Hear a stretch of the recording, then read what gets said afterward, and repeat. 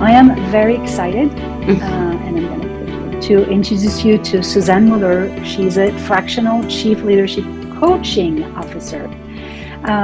Suzanne is part of AcornOak. We are a small community. We've been around only a couple of years. We're still figuring out how to build this community-led organization, which is really about empowering women. This is our mission.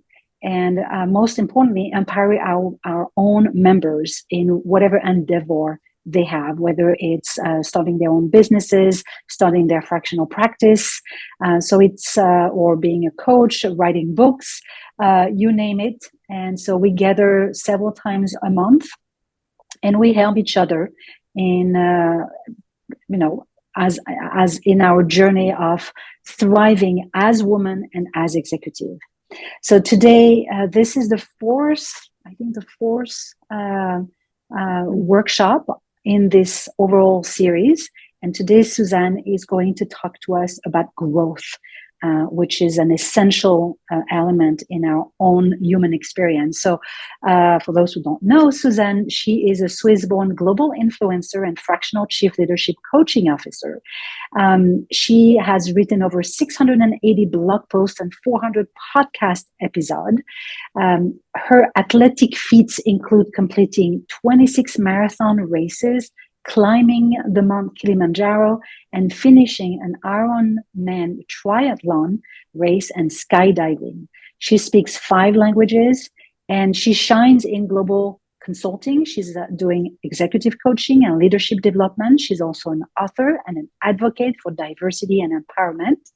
And she's really someone that we look upon when it comes to personal growth. You can find here all her bio, because she's really quite multifaceted, her experience, and of course, you'll be able to find some of her work. She is the author of 3 books, including the latest one, 50 Shades of Lipstick Leadership, and a link to the podcast, as well as her TEDx and a couple of blog posts that she has written that are always so interesting and challenging. So without further ado, I'm going to stop share and hide. Oops, not view. Here we go. Yes. And let you lead us. Yes, wonderful. So thank you. Thank you so much. And welcome to all the bots that we have here. I think we have to just be flexible. And I think that's also the adaptation piece that we want to talk about today. I remember during the pandemic, somebody invited me to give a talk and there was no audience. So basically, I was just talking to myself. I think this is the future and we have to learn. We just have to learn and be flexible. I think that's what we all have to do. And maybe I give you an example. So I was in India providing some leadership training, and I always say, like, coming from an Ivy League school, having my Ivy League thinking, going to India, and I had a translator there, and my focus was on soft skills. So I said to him, let's focus on the soft skills. And he looked at me like this. And then I realized he did not know what soft skills were in his language. So I was like, what do I do now? So I had to kind of like change my framework presentation that I wanted to provide to those young female students. I had to just give a storytelling event, and it was a great experience for me. So you think you are prepared for something. We were expecting. I sent out 100 messages to people. I think Virginie sent 70 out, and we have so many bots. But that is the reality, and a lot of people don't have the time, don't take the time. But I'm excited. So we had Women Empower, Money and Growth, and this is the last of this year. So, and thank you, Claudia, for making the time, because I know that when you're a fractional, you're always like, I don't have time. But I also want to say, I used to work for Nestle, and obviously there, you're always busy in human resources, guiding a global team. And Nestle had a membership with the IMD, that's a managing, like a MBA school in Switzerland, really top, like compared to Harvard in a way. And they had every Tuesday, half an hour interviews with cool people. And I was like, let me join them. And it was half an hour. And I was like, I make the time. So I blocked that half an hour out of my day. And this was actually the best half hour I spent on myself. So if you think we don't have the time, we also know that the Dalai Lama says, if you have a lot of work ahead of you, you have to meditate more. So it's about you. And I will talk about, it's about you, then you can give to the others. And we know what they say in the airplanes, put the oxygen mask first on you, and then you can help others. So it's when we think we don't have time, we need to make the time. So obviously it's always interesting. I feel like I'm the person who can make a presentation in difficult times. So I talk about myth and reality. I don't want to talk politics. I think it's a difficult time at the moment. It's lifelong learning. And I, with the help of Virginie, we wrote an article, Lifelong Learning isn't just it's a necessity. It's a must, right? So I talk about learning, listening, and leading. And if we don't do that, where do we go? And one fact that I want to share, and this is the reality, women in Switzerland have been allowed to vote only since 1971. I always like to say that 1971 seems like yesterday, and you think of Switzerland, such a forward-thinking country. Actually, Switzerland has been nominated for the country who's most innovative for many years in a row. And why not? Why not women can vote? And what I always want to say, just let's reflect on that. When you look at, and a friend of mine said that that's a joke. Oh, the women had to stay in the kitchen to cook. That's why the men were in government and ruling the country. But if you look at celebrity chefs, they're mostly men. So when does that switch?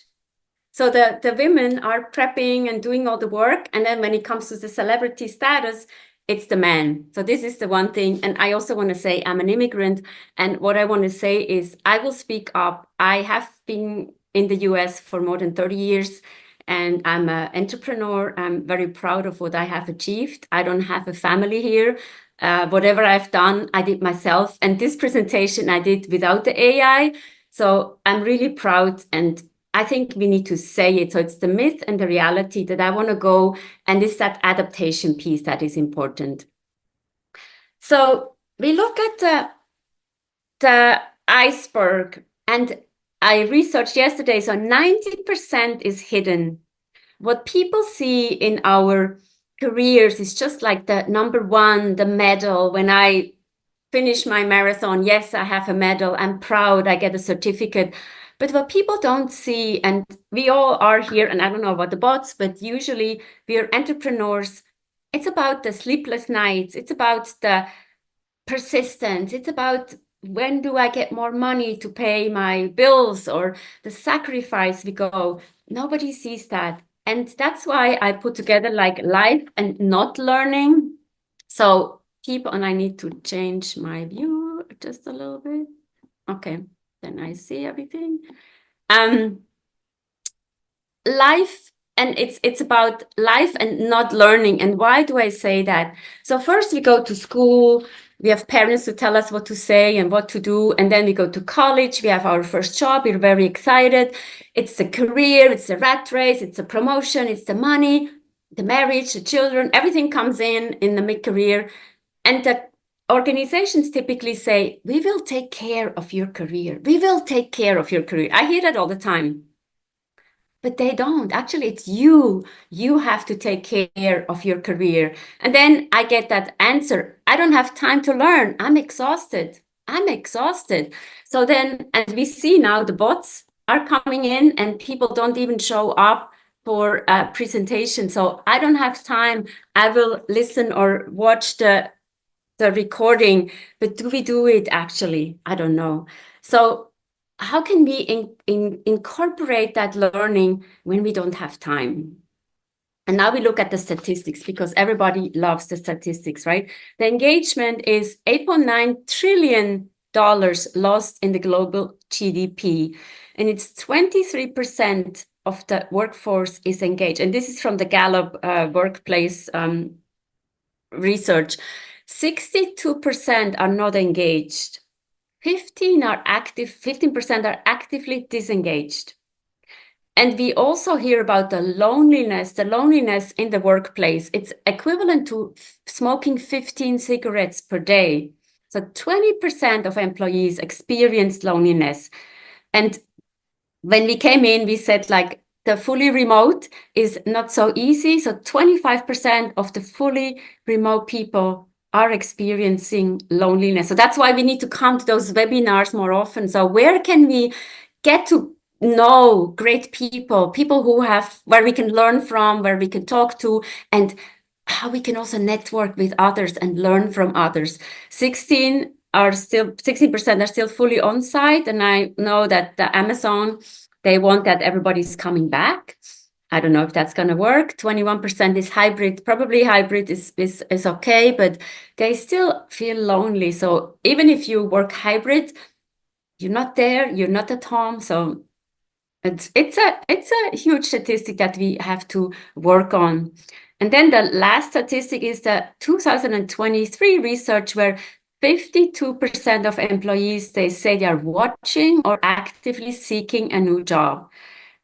And I was once in Brazil, and this was the time when the president was impeached. So not an easy time for me to give a presentation about hope. And people were asking me, when is a good time to start my own company? And I said, never, or now, or whatever you feel like. So maybe there will be more people who will start their own company. Who knows? But 52% is a lot of employees who are looking for another job. Who knows what's going to happen in the future? But these are the statistics. And the question is always like, how do we do that? Where do we even start? And I think it starts with yourself. So it's about the social emotional intelligence. It's I call that the self-awareness. So you want to be self-aware. You want to be authentic. You want to have a story to tell. And we go into that later. And you want to have more than one story to tell. So Virginie said about me, I'm from Switzerland. I've done marathon, Ironman. I'm an author. So I have more than one story to tell. And then the self-management is also about taking care of yourself. And now is the time to voice your opinion. I think that goes into that self-management piece. And then once you have that stage, it's about the social awareness. And that's when you are leading a team, or even what we know that when you're working in a team, even as a fractional, you need to inspire others, you need to influence others, you need to negotiate. So that's the social awareness that you need to have, and showing the empathy, especially as a coach. Empathy is a huge element. And I was at the presentation yesterday, and we were talking about AI, and we know AI does not have empathy. So this is where we come in as a human being. And then the social skills, well, that's a given as a leader. We need to have social skills. That's a visionary leadership that we are developing others, because as a leader, you need to create followers, people who want to work for you. So when Virginie said to me, oh, we have AcornOak, I was like, oh, I want to be part of this. It's exciting, something visionary where you can be part of it for here and also for the future. And I'm going fairly fast through the slides, but if you have a question, just stop me, or it's okay to interrupt. So then we talk about executive presence. And a lot of people say, you need to have more executive presence. Yeah, well, then we need to know what it is. So it's about the three main points. It's about appearance, gravitas, and communication. And this research that I have here was actually before the pandemic. And we can see another research from last year or the year before. So the appearance is 5%, how you look. So we don't want to see your unmade bed in the back when you have a Zoom. So create a nice environment, especially on the Zoom. But it's about also the communication, which is 28%, how you speak, how you convey a message. is important. So we cannot go way too fast. And I know I have an accent, so we have to speak maybe a little slower. And especially when people, their first language is not English, we need to speak slower and adapt to their understanding also. And then the gravitas is like how you act. What kind of an impact do I have? And also, what kind of an impact do I want to make? And this is the social emotional intelligence that we saw before with that social awareness and self-management. It's really important. So now what has changed? And this is from the Harvard Business Review article, and we can send that out together with the slides. And actually in the article, all the 3 pictures are aligned, but I took it out so we can see it easier. So the gravitas traits, the confidence is still the confidence.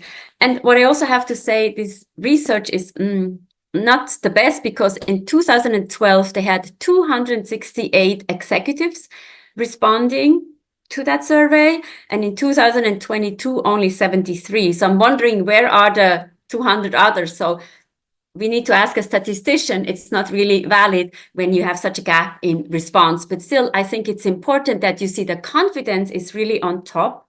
But then the integrity goes down and the vision comes up. So we need to create our story, more than one story. We need to create our vision. What do you want to say? What impact do you want to make in this world? Communication traits obviously seems similar. Superior speaking skills. Yes, speaking is at 28%, command of the room. And command of the room, I think, is also important when you are in person. I always make sure that I am early. And when people come in early, that I go and talk to them and say, what brings you to this? How can we? So you create a relationship with that person. And when you present, you can say, as Virginie said, as Runa said, so you can actually relate to that people. So I think that's command of the room is really important. And you can bring in your energy into the room. And the same goes for the Zoom. You own the room. And what I've heard from an Asian colleague of mine, she said, I'm really petite. And the Zoom has helped me because everybody is the same. Everybody's the same. So you see sometimes people and they're like, oh my God, you're so tall. Oh my God, you're so tiny. And the Zoom, we're all on the same level. And what I think is super important is that appearance trait, the polished look. The polished look is important. Authenticity, 31%. And willingness to show up in person. I think once the pandemic was a little over, that people were afraid to meet in person. I think for me, actually, networking on Zoom, you spend an hour is more effective. But then when you meet somebody in person, you have coffee, it takes you an hour to get there, an hour and a half to speak to the person, an hour to go home. So it's 2-3 hours is gone of your day. But sometimes it's really important to make that personal connection, even if you have met in Zoom over time. Is there anything that stands out for you before I move on?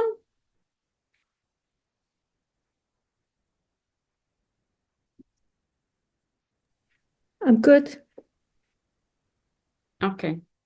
So now I lost. Okay. Here is a fun way of looking at how to establish your leadership in your executive presence. I don't need to go through all the 10 points, but show up as a whole person.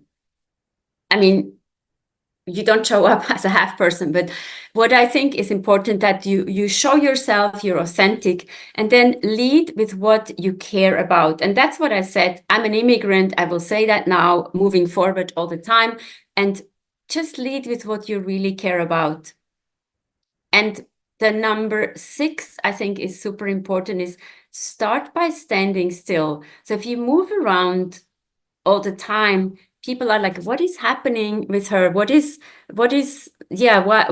it that she cannot sit still? And now I lost my presentation. Hold on for a second.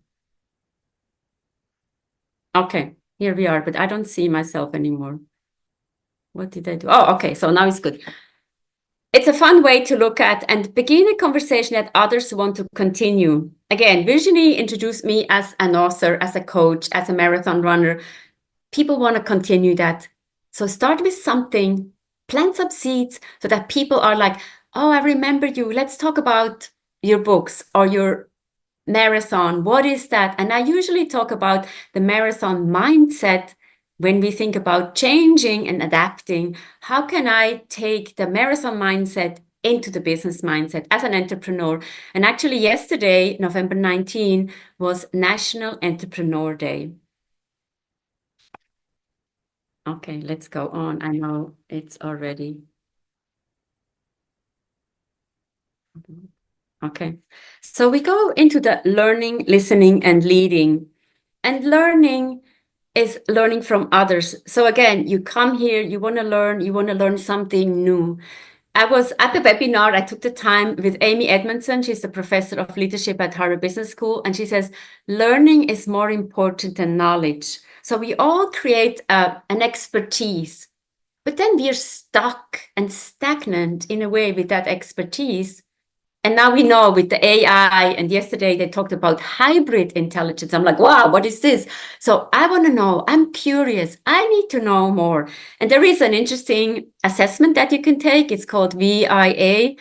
And there you see there's 20 assessments, and it's a free assessment. I could put that in the chat later.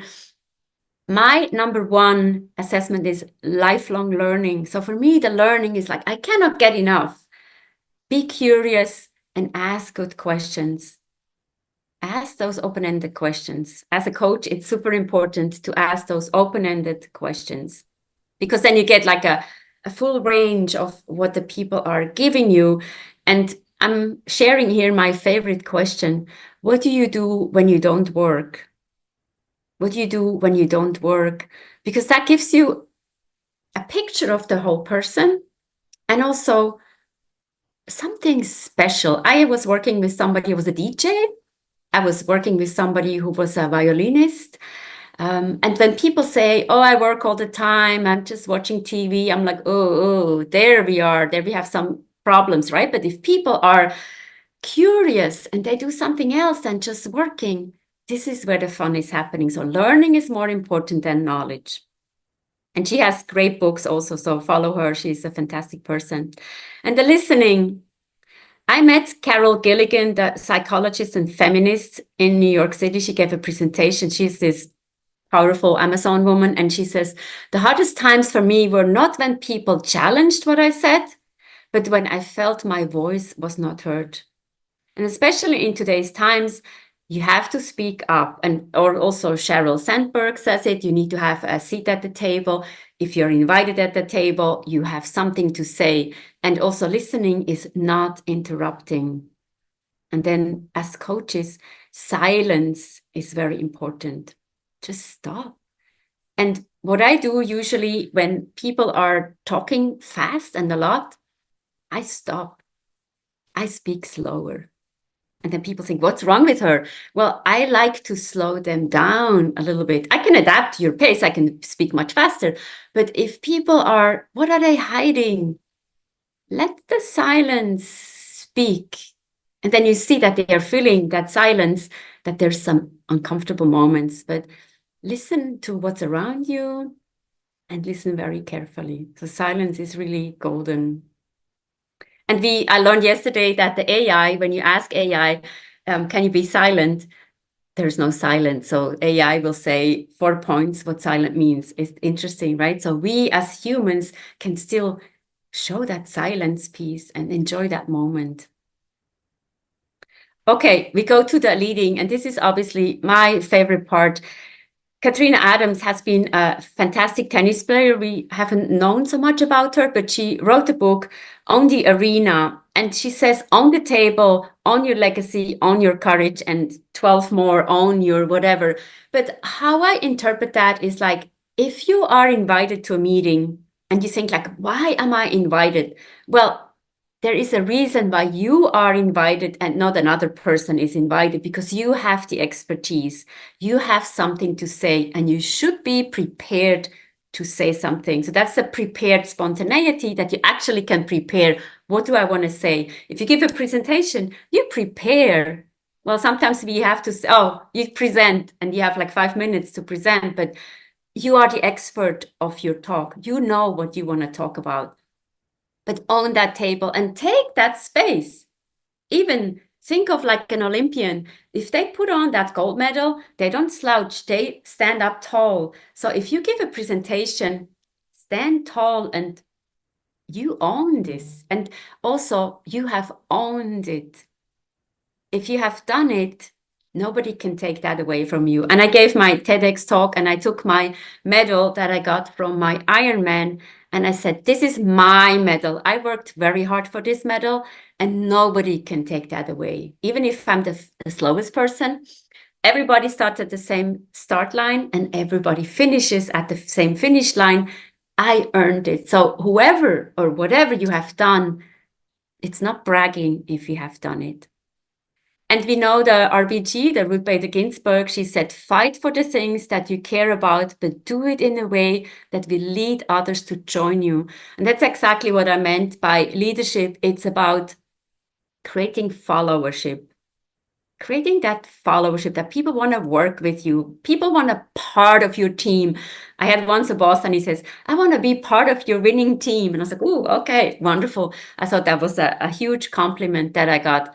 And when you think about the executive presence, it's about what do people say about you?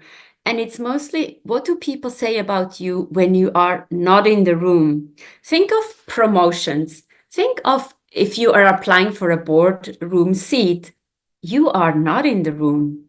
You are not in the room. Even when they do selections, or I don't know how it works, when you are as a fractional, Claudia, when you are with the lawyers, you are sometimes not in the room and they say, Claudia says this or Runa says this. You need to create that message before they speak about you. Or they might say, oh, Suzanne, she's always a quiet person. Well, then they might not give me an opportunity. But if you speak up and you have a voice on the table, on your legacy, on your voice, that's when the people want to talk to you and bring something special to the table. Okay, and now we go into the adaptation. And it said, change your mindset into the growth mindset. And we know, I love that picture of the chameleon. It's not the strongest of the species that survive, not the most intelligent, but the one most responsive to change. Again, we need to adapt. My story in India, I mean, there was no air condition and I was sweating and I had to change my presentation within 2 or 3 seconds. It's not easy. Or when I was in Rio and I said, we're looking forward to the Olympics. And they were like, no, we're not looking forward. So you say something, you stand in front of the people and it doesn't resonate. So how can you get out of a difficult situation? You have to be prepared. So we all have to adapt and change is here. And people say, I don't like change. Well, every day is different. Every season is different. So we have to adapt no matter what. And we can talk about the 5 diminishers and the multipliers. So this is the book by Liz Wiseman. The multipliers is how the best leaders make everyone smart. And when you look at the multipliers, everybody's like, yeah, I'm the talent manager, I'm the liberator, I'm the challenger, I'm the debate maker, I'm the investor. But then on the other hand, we also have those diminishers who say people won't figure it out without me. When they build their empire, it's all about me, the tyrant, the micromanager, the know-it-all, and the decision maker. We all have worked for multipliers and we all have worked with diminishers. I can give one example. I was working with a director and he would always introduce me, this is Suzanne and she's working with me. And I always felt like, wow, this is really nice of him. Then I had another director and she said, she's working for me. And I was like, it was almost as if I got like a knife stabbed into my heart. So there is one word of difference. She's working with me. She's working for me. So we know where that goes. Like the diminishers is like, hey, she's working for me. I give her, I'm building my empire and she does what I tell her. Versus the multiplier, he was the liberator. He says, I know when you come to me, you need help. But other than that, I can let you run. So I could do what I wanted within the guidelines. But that's what you want to create as a leader. Make sure your people are happy.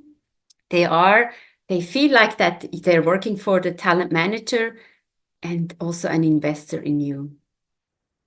I just let that sink in a little bit because I think this is really important.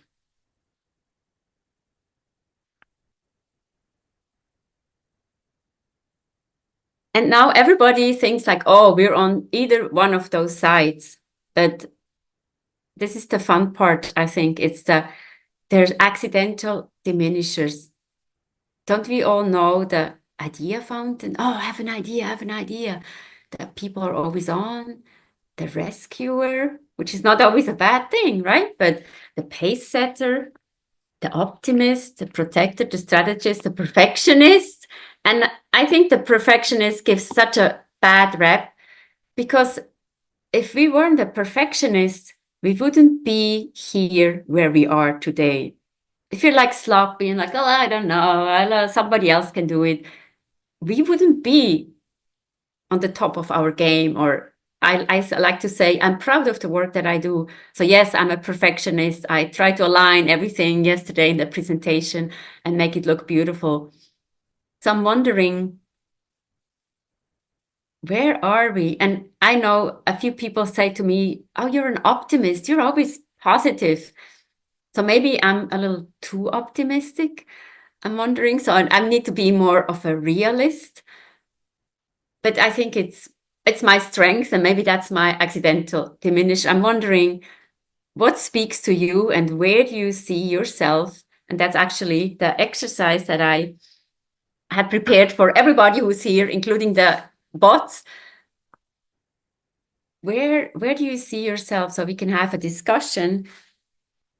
Where can we be a little more or where can we be a little less?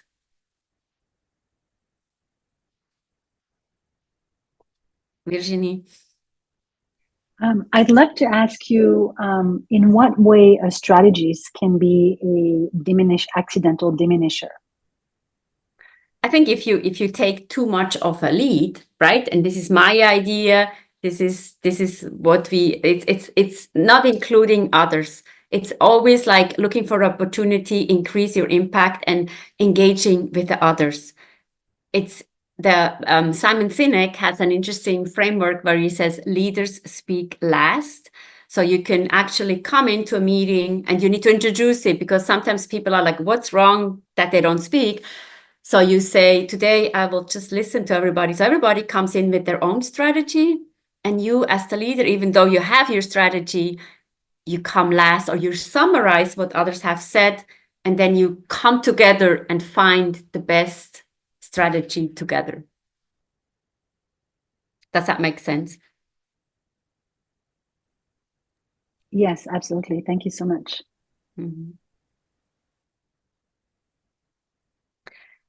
I was working once with a person and he said he was always on. So he slept with the telephone next to his bed. And we said, put the phone somewhere else. Don't call back if people call. He was working in a manufacturing company and said, yeah, but what if the late shift, da, da, da, da, da. And we're like, Liz Wiseman says, people are smart, they figure it out. So we challenged him and he let the phone ring, first of all, and he would only call back 20 minutes later. And sometimes the people say, oh, no, everything is fine. So we're like, see, people are smart, they figure it out. So you don't always have to be on or rescue everybody.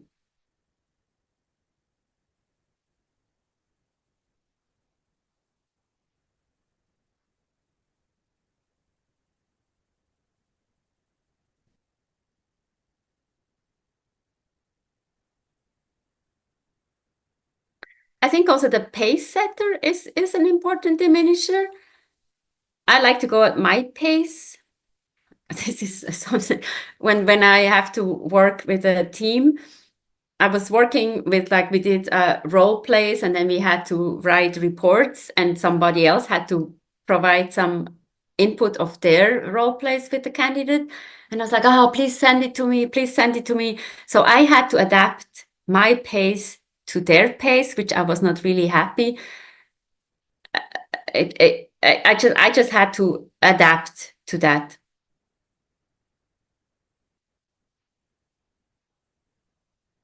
Virginie?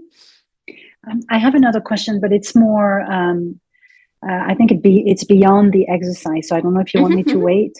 No, that's or okay. just to ask. Okay. Yeah. I'm curious to know what tactic would you offer or suggest to help us change into a growth mindset.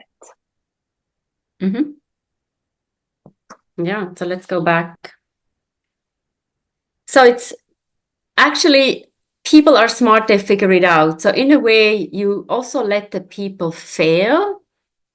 You ask more questions. So as a fractional, obviously I'm just generalizing. So you come in, there is a project, there is a timeline, you have maybe a team.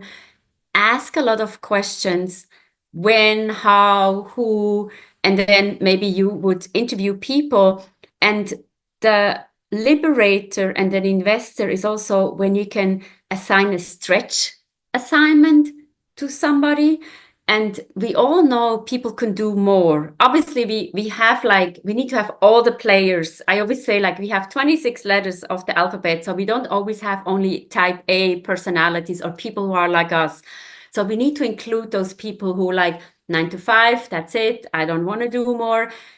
But sometimes when you give somebody a stretch assignment, and it can be as little as have them train somebody else, have them shadow somebody, that gives them a little bit of a lift, and they can do great work and they're proud of the work. So that's kind of how you can open up and empower somebody else. And for you is empowering others is also empowering you. So if you lift each other up, everybody gets lifted up. And I think it's just seeing opportunities rather than problems or challenges. And I did a class in appreciative inquiry and also positive psychology. So when you change the questions into a positive outcome, that's when you get positive. So you ask a question: what do you like about your job? Initially, when people take a job, even as a fractional, you might interview people that you work with, and you might ask them, what do you like about your assignment that you're on? And they say something positive. They rarely would say, I work too much, I hate my job. But if you ask them, how does your day look like? They might come in and say, oh my God, I have to get up and it's tough. Ask the right questions. I think that's the first point, ask the right question to elicit something positive. And again, as I said, we don't always have only type A personalities. I had once a vice president in HR, and he says, people do the best that they can, and you have to accept that. Not everybody is as a perfectionist as we are. And people typically don't get up in the morning and say, today I will only make mistakes.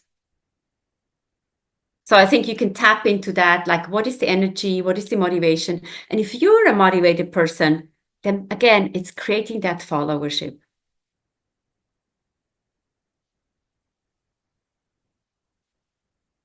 Great question.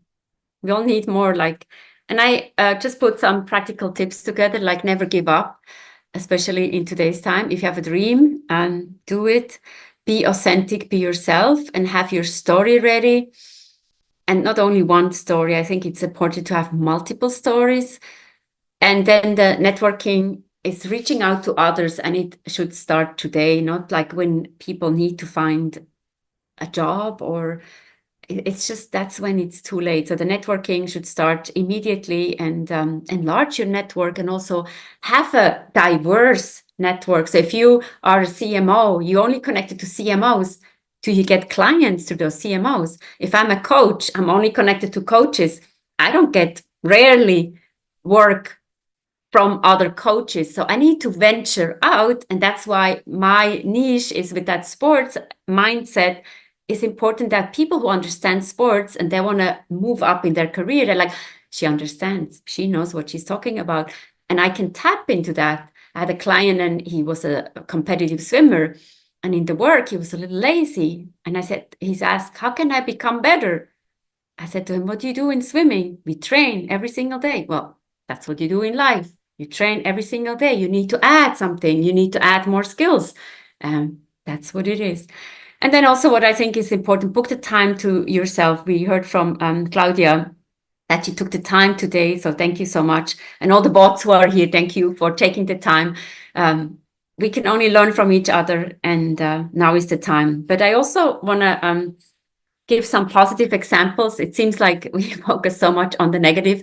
So I just heard Whoopi Goldberg started an all women's sport network, and it's called AWSN, and it started November 13. And she said in an interview, it took her 16 years. She was talking to people, and everybody says, no, this is not a good idea. No, 16 years. So what is that? Never give up. If you have a dream, do it.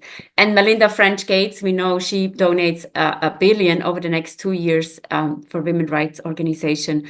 But it's also, you can be a role model for others today and tomorrow. And now is the time to do it. Okay, so this is all I have for today. I'm very happy to be here, and I'm wondering what is helpful and what will you take away from today? And my contact is all here. Thank you so much, Suzanne, for spending time with us and putting that together. I think it's always refreshing to hear some fundamentals because we're so ingrained in our own work that we just sometimes lose track of things that are really important and make a difference. For me, what resonated the most was the fellowship idea or reminder, and the multiplier view. I really like that, thinking through the lens of this multiplier view and looking at some of my skill set or personality traits that could be a diminisher, accidental diminisher versus a multiplier. I have a question for you. So you are coaching a lot of people and a lot of women, I would assume. So what do you think is the biggest hurdle for women specifically to grow and to lead? What have you found in your coaching practice? Yeah, I think it's a speaking up. It's the speaking up simply. And then when you get interrupted, that you say, hey, I'm still speaking, I want to finish, that you are strong to say that and not, I mean, I come from Switzerland where you are only talking when you're asked. And when I came to the US, I had to learn to speak up. And I was like, oh my God, I'm rude. So you have to obviously adapt the culture. If you do it in Asia or pushy, in Europe, we all know, Virginie, Runa, we're all not from the US. So it's a different mentality, and I think you need to adapt. But as women, adaptable, and we can do it. And it's just my example again. Why are celebrity chefs male and not female? I mean, it's changing a lot. But also, when I was working in human resources, everybody at the ground, everybody, maybe one or two, everybody was a female, and then when you look at the director level, everybody was a man. Why? I know we have marriage and children and everything, but this needs to change. And I think now is the time to do it at the local level and to have an impact. And it's helping each other out, supporting women and supporting women networks. So and I will have, since we're a small group, I will have Miss Santa Claus workshop on December 6th, because December 6th is when we celebrate St. Nicholas in Europe. And I always say Miss Santa Claus, she's actually the CEO, the COO, the CFO, and the CXO, because she's baking in the background. So she's a planner, she knows the marketing, and she's also having a diverse team. So that's why we can learn from Miss Santa Claus. And I'm excited to do that. And it's about supporting each other. Supporting the right people who do great work. Yeah, thank you so much, Suzanne. Can I just tag on your answer, Susan, to Virginie about women not speaking up the same? I absolutely agree. And I think it is related to lack of confidence. That's what I am learning, that a lot of women, even though we are living in different times, are suffering from lack of confidence to use that voice. So that's something we are still working on, taking our space, stepping into our power, be bigger, literally take space. Yeah. Yeah, thank you.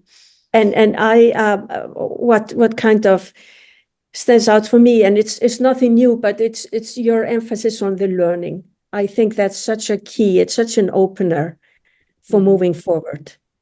Having that curiosity to be learning all the time. And I think sometimes it's also important that we learn something different. I took a Coursera class in digital marketing a few years ago, and I learned so much, the augmented reality, and I have to say, it was so cool. So sometimes we need to learn something that is not in our field. Yes, we love psychology as a coach or the whatever mindset, multipliers. But sometimes if we learn something totally different, it opens up even more. So what could we learn outside? I would like to learn chess. I am not a chess player, but I think that's what I would like to add to my toolkit next year. Yeah, that's on my list as well, because my grandson is starting to play chess. So I'm good. starting to try to play with him, and he is still smarter than me. But so I thought I better get learning here. Good. Okay.